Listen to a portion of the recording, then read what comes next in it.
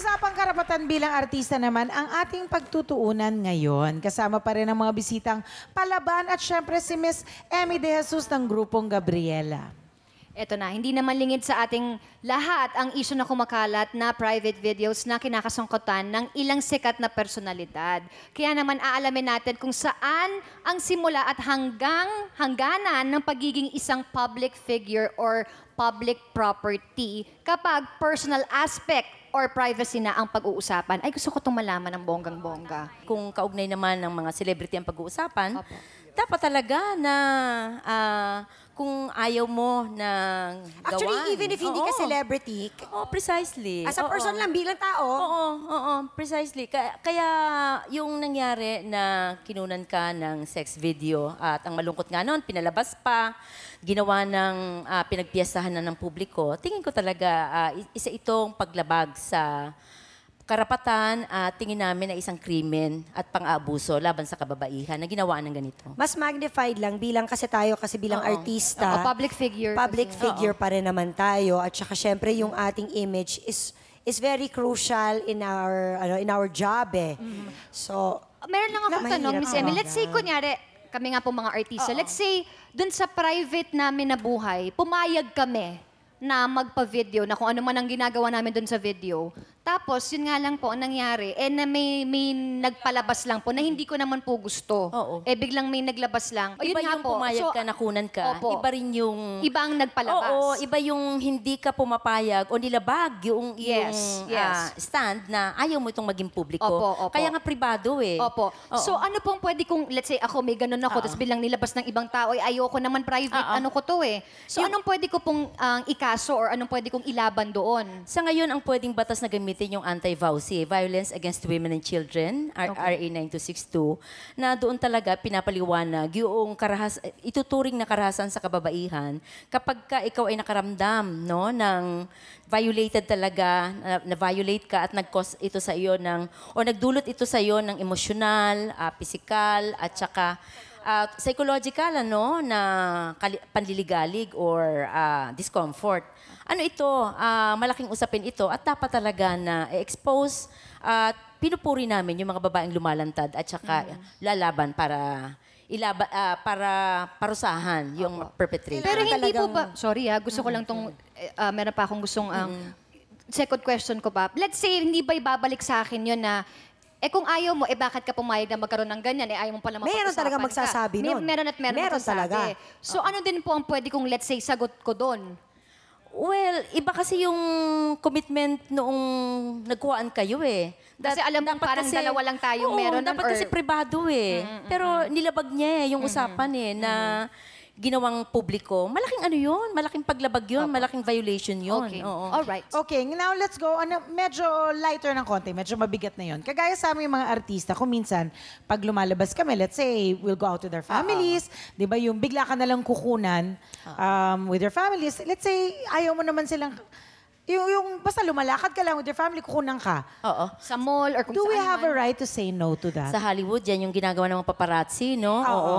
Ako, ang tingin ko may hangganan naman talaga eh. Pagka nakakaramdam na yung kayo, no? Yung mga celebrities lalo na unwanted na, uncomfortable na talaga kayo, lalo na pagkasama yung mga bata, yung mga anak, Yes. at gusto nyo talaga ng doon moment. pumapasok yung Oo. parang... Pwede naman talaga kayong tumanggi. Oo. Pwede talagang sabihin ng maayos. I think our guests have questions. Ako, Pauline. meron kang akong experience na ganyan? I'm very, I like to make a picture with everyone. I try to please them as much as I can. Pero meron akong limitations. Dalawa lang. Wag lang yung pasubo na Habang kumakain ka. Kasi it's very disrespectful at sa simbahan. And we get that a lot. Also, medyo nakaka-off yung kapag nagsushoot ka sa beach. Nagpipictorial, tapos naka-two-piece ka, you're in an uncomfortable position, tsaka kanila pipicturan. And ngayon sa internet, ang dami na niyan. May mga websites na may compilation ng mga babae na stolen shots lang. And syempre, merong mga Mga yun eh. angles kasi May na mga medyo angles na hindi magandang tingnan dito sa maayos, angulo na ito. Hindi Oo. wholesome. Tsaka, Yes. At yun pa yung gusto nilang kinukunan talaga. Yung Kasi parang issue sa kanila yun, parang big deal for them yun. yun kapag ganung angle ang nakunan nila, diba, Gina? Yun, konting respeto lang naman. Kasi 'di ba bilang babae, ayaw mo naman na yun ang mismong purpose ng tao para picturean ka. Yan ang hirap, Diba? ano, sa Picturean ka technology. na Actually, yun ang purpose nila. Yes. Eh yun nga, Oo. parang para sa amin lang, konting respeto lang din. Kasi parang kung kayo naman yung nasa posisyon namin, you Oo. wouldn't want it to happen to Tsaka you as paano well. kung kapatid mo yun? Oo, Anak isipin mo din na may yun? nanay ka, may Nanay kapatid mo ka, yun? may pinsan na babae. What if mangyari din yun sa kanila, diba? Meron din yung mga pinoprovoke yung mga artista, katulad nung nangyari kay Marian, tsaka kay Yes. Bayani Agbayani, na inaasarin muna nila. Siyempre, pag asar na yung artista, sa kanila kukunan, tapos Yun lang pinapakita ipopost na nagagat, nila. tapos yun ang So, ipapakita. hindi alam ng tao Unfair ngayon kung anong naman pinanggalingan. yun. Oo, sobrang, parang binababoy nyo na kami. Don't swine us, di ba? Mga ganon. Don't swine us. Parang ganon, di ba? Hindi pwede. Okay, ngayon naman, ano ang dapat gawin kapag halimbawa nag-take advantage ang isang kasama mong artistang lalaki sa, habang gumagawa Kasi may mga ng kissing Mrs. scene, Ella love Extra. scene, Oo, ayan. mga kissing scene, ganyan. Dapat siguro magkaroon muna ng briefing between the pag-usapan ninyo actors. kung paano ba ito Orientation, oo. Pero usually, meron naman talaga pag halimbawa sa workshop, sinasabi na kung ano yung mga limitasyon, mga hindi dapat.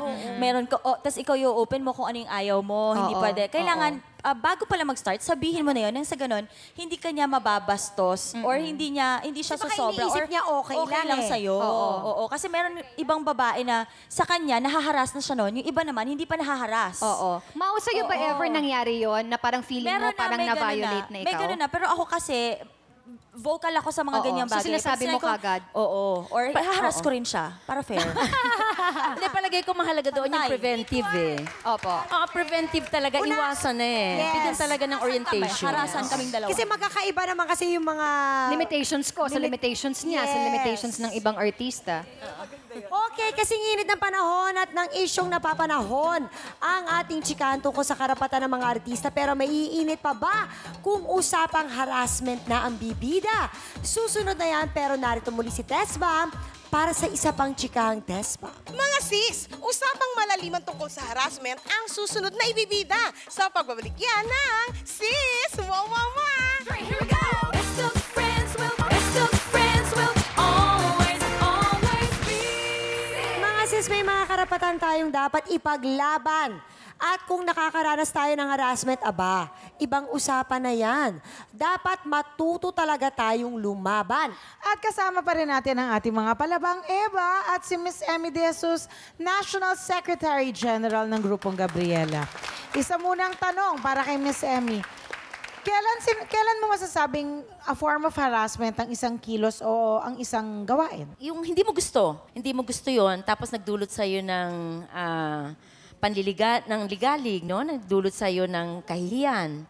At pwede talagang, yun, regardless of ano yung intent noong gumawa nun, we consider that harassment. Now, alam ko, may law rin, kahit sa US may law sila, na let's say in the presence of a woman, may lalaking nag-green joke, nag-joke na gano'n, tapos na-feel uncomfortable yung Pwede girl. siyang ireklamo. Pwede siyang ireklamo for sexual harassment. Kasi ang sexual harassment kasi pwede siyang verbal o Emotional. verbal, oo. Physical, pwede ring visual. Kaya talagang pagka nakaramdam na yung babae na yung nalalaswaan na siya, no? Or Hindi na komportable. ayaw na niya yon, oo. Dahil may sexual innuendo, harassment talaga yun. Ito na kasi yung mga guests natin, may hawak silang placards na para sa kanila ay harassment yan De-harassment. or de-harassment yan. Of course, bibigay na situation, yes. raise nyo lang kung alin. Oo. Okay, game. Tapos magtatanong din tayo kay Miss Emmy kung ito ba ay harassment o hindi. Let's start. Okay, let's start. Palagi ang pagmumura, paninigaw at pangiinsulto sa isang tao. Ako kung particularly sa isang tao, yung inaaraw-araw mo, ano yun eh, they hurt you emotionally. You don't start and end sa physical harassment eh. So emotionally and psychological. Kasi nawawalan ka ng ano eh. ng- Psychological. Nahaharas ka. Okay. China. Syempre, iba naman yung expression. Pag expression lang, kaya mo naman ma-distinguish yun eh. Pero pag meron ng diretsong... Oo, mo or ikaw. Tapos araw-araw yun sinasabi sa'yo, eventually, papasok yun sa utak mo eh. Baka you feel na you're really nothing. Si Mau, ano ba ang sagot mo? Di harassment? Bakit? Para sa'yo? Hindi kasi meron naman talaga mga sitwasyon din na aminin natin, napapamura ka rin paminsan-minsan or nakakapagsalita ka rin na hindi maganda, hindi ka aware na may mga nasasaktan ka. So, wag masyadong... So parang sinabi ni China, madidistinguish mo Oo, naman kung kailangan if it's mo just an munang- expression. Oo, baka expression lang din naman. Hindi naman masyado pang matindihan. Miss Emmy. Oo, tama naman yun eh. Yung, kumbaga, nasa sitwasyon. Kasi, lalo na kung lagi-laging ginagawa sa'yo, minumura, iniinsulto ka na O yun, talagang iba naman yung na yun. nadudurog na yung pagkatao mo. Pag may insultong kasama, Pero yung di ba? pag iniinsulto, iba yung din. binabanggit ni Maureen na, kumbaga, ano lang siya, expression o ano, siguro naman, hindi pa naman siguro, no? Pero yung emotionally talaga na Ikaw talaga yung nasa- itinuturo oo. niya. Harassment talaga yun. Okay, next. Okay. Banta ng blackmail ng isang tao sa kanyang kapwa pag hindi ito pumapayag sa pinapagawa niya. Ayan. Harassment or hindi harassment? Ang daming ganyan sa pang-araw-araw na Oo, na medyo buhay whether natin, maliit na di ba? bagay, malaking bagay, Oo, binablackmail. Bakit kailangan gawin yun? Oo, Bakit? parang bata, di ba? Oo, tsaka pipilitin mo yung tao, tapos Oo. gagamit ka ng something. Pag may nagba-blackmail po sa inyo, yes. ano pang pwede naming gawin? Kasi may mga... Depende syempre- sa sitwasyon siguro. So, Tsaka ano I yung was just gonna gravity. say, paano kung hindi naman siya yung tipong pwede mo siya ipahuli kasi papatayin ka niya, yun ang kanyang threat. Pero ang threat niya is sisiraan ka niya.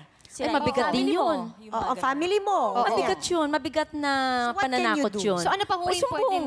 Isumbong sa authority at ireklamo talaga na ikaw ay hinaharas at pwede talagang kasuhan. Okay, next. Mag-seek na ng help. Okay, laging inuutusan ni boss si empleyado na gawin ang ilang bagay na wala namang kinalaman sa trabaho.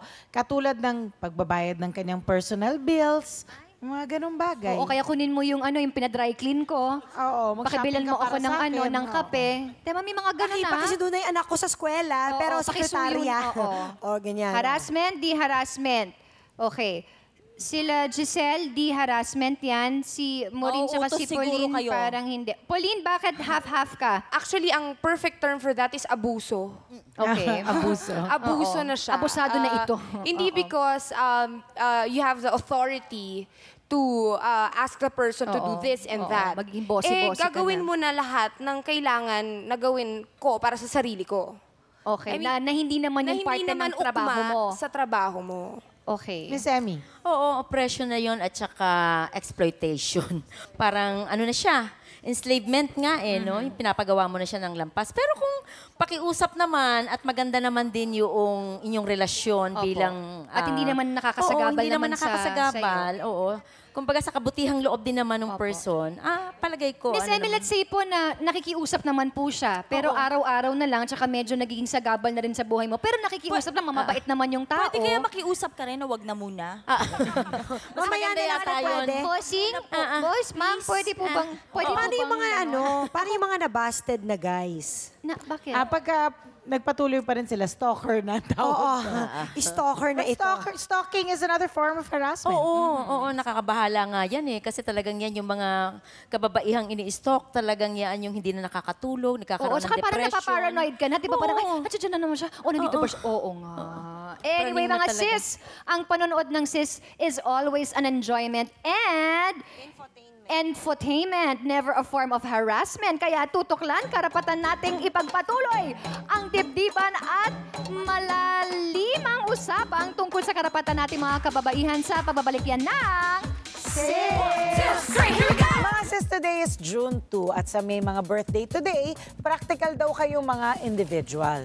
Di nyo type ang mga routine at mga rules na dapat sundin. Pero dapat mag-ingat dahil maaaring maging sanhi din ito ng problema pagdating ng araw.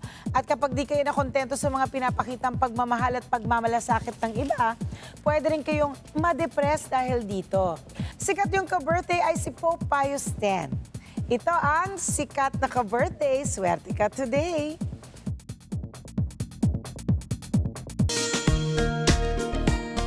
Sila ang winners ng Amateur Picture Singing Contest noon. Sikat na sikat at big time na sila ngayon.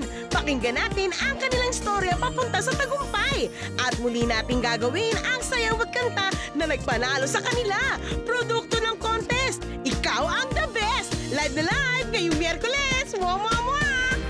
We would like to thank our guests. Umpisa natin kay Miss Emmy. Salamat sa iyong information. Ang dami po naming natutunan. Miss Emmy, may last words ba kayo sa mga kababaihan? Very briefly.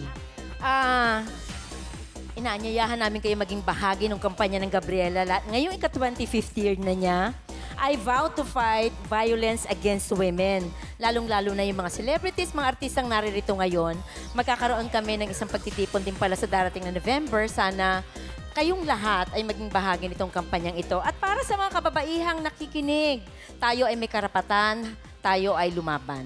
May Gabriela sa bawat isa sa atin. Kung may mga katanungan po ang ating mga kababaihan. Ang ating mga kasis dyan na Ang ating mga nanonood. kasis dyan, paano po na nila kayo makakausap? Or matatawagan. Bukas naman yung aming tanggapan. Malapit lang kami dito sa number 35 Scout Delgado. Ito yung national office. Okay at po. pwedeng tumawag sa 374-4423. Ayan. Thank you to ACR Furniture, 363-1155 kung gusto niyo silang tawagan. Oo, para sa ating mga sofa. No? Yes, and Thank you all so much. And that. thank you again, guys. Thank And you. we'll see you again tomorrow. Goodbye, everybody.